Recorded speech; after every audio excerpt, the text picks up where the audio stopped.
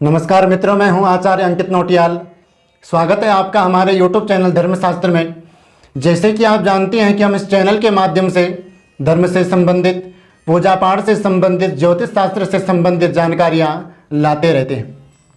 आज हम जानेंगे कि क्या रूठी हुई पत्नी लौटकर वापस आएगी या नहीं आएगी, कितने दिन में आएगी और कब तक आएगी, जल्दी आएगी या कई महीनों बाद आएगी, किन किन ग्रहों के माध्यम से ये योग बनता है, किन किन भावों में ये बनता है और किन किन कुंडलियों में हम ये योग देख सकते हैं, इस पर आज हम विशेष चर्चा करेंगे। जैसे कि आप देख करके समझ गए होंगे कि ये योग किस विषय पर आज आधारित है। इस योग के विषय में बात करने से पहले आपको एक सूचना दे दूं।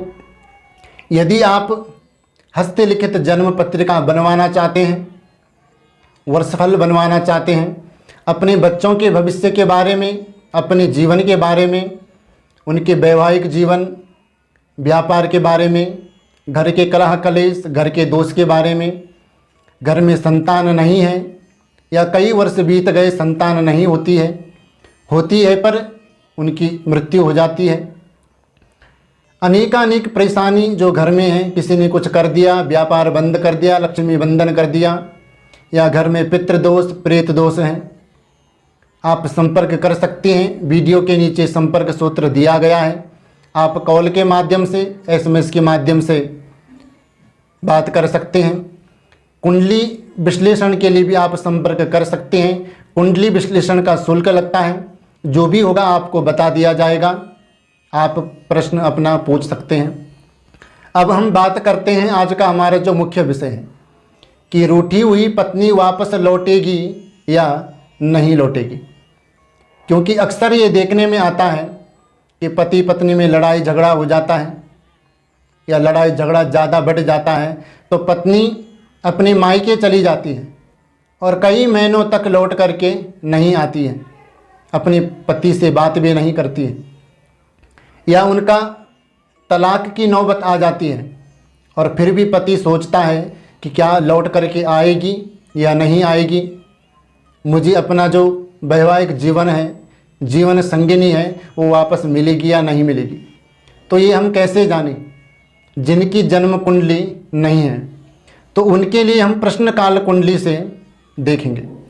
ये योग 4 प्रकार से बनेगा और किस प्रकार से बनेगा बहुत ही साधारण तरीके से मैं आपको बताऊंगा, जो कि ये सभी के समझ में आ जाए।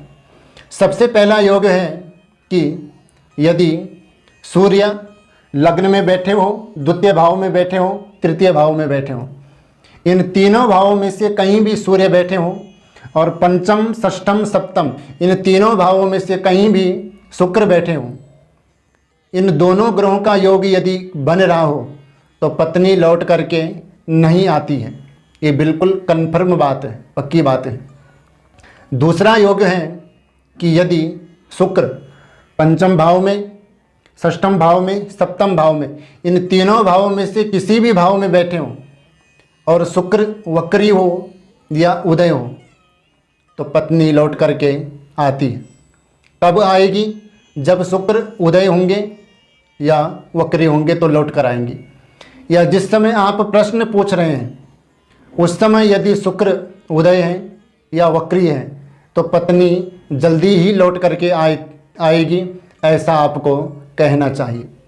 तीसरा योग है कि यदि शुक्र 1, 2, 3, 4, इन चारों भावों में से किसी भी भाव में शुक्र बैठा हो और पंचम, षष्ठम, सप्तम, इन तीनों भावों में से किसी भी भाव में सूर्य बैठे हों तो पत्नी जो है जल्दी ही लौट करके आती है, ऐसा आपको कहना चाहिए जो आपसे ये प्रश्न पूछे। चौथा योग है कि यदि 1, 2, 3, 4, 5, 6, 7 सप्तम भाव तक यदि क्षीण चंद्रमा बैठा हो किसी भी भाव में, इन सातों भावों में, तो धर्मपत्नी बहुत समय के बाद लौट करके आएगी, जल्दी नहीं आती है। यदि चंद्रमा क्षीण नहीं है, पूर्ण बलाबल के साथ है, बलवान है, तो धर्मपत्नी जल्दी ही लौट करके आती हैं, ऐसा हमें कहना चाहिए। क्योंकि चंद्रमा स्त्री कारक ग्रह हैं, शुक्र भी स्त्री कारक ग्रह हैं और सूर्य जो है वो पुरुष कारक ग्रह हैं। यदि ऐसी स्थिति किसी के जीवन में है और उनके घर में लड़ाई झगड़े निरंतर हो रहे हैं, तो सबसे पहले तो आप, यदि आप दोनों की जन्म कुंडली हैं, तो आप किसी विद्वान ज्योतिषाचार्य को अपनी जन्म कुंडली दिखाएं कि ये वैवाहिक जीवन में कलह कलेश लड़ाई झगड़े क्यों हो रहे हैं। एक तो साधारण सी लड़ाई झगड़े हर गृहस्थी जीवन में होते हैं और फिर उनकी बातें होने लगती, पर एक वो लड़ाई झगड़े हैं कि पति अपने घर और पत्नी अपने माता पिता के घर चली जाती है, तो ये थोड़ा गंभीर स्थिति हो जाती है। ऐसे में आप अपनी जन्म कुंडलियों का विश्लेषण करवाएं, किस योग के कारण ये हुआ है, किस दोष के कारण हुआ है, उसका आप उपाय करिए, तो आपका गृहस्थी जीवन बिल्कुल सही ढंग से चलेगा।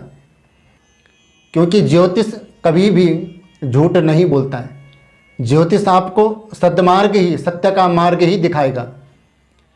पर जिससे आप अपनी जन्म कुंडली का विश्लेषण करवा रहे हैं, उनको ज्योतिष की अच्छी जानकारी होनी चाहिए, इस पर आप विशेष ध्यान दें। तो आज के लिए इतना ही। मुझे विश्वास है कि हमारे द्वारा दी गई जानकारी आपको ज़रूर पसंद आई होगी। हमारे द्वारा दी गई जानकारी आपको पसंद आए तो हमारे चैनल को सब्सक्राइब करें, वीडियो को लाइक करें, ज़्यादा से ज़्यादा शेयर करें ताकि ये जानकारी सभी तक पहुंच सके। कमेंट करके ज़रूर बताएं। मिलते हैं एक नए योग के साथ, तब तक के लिए जय जय श्री राधे।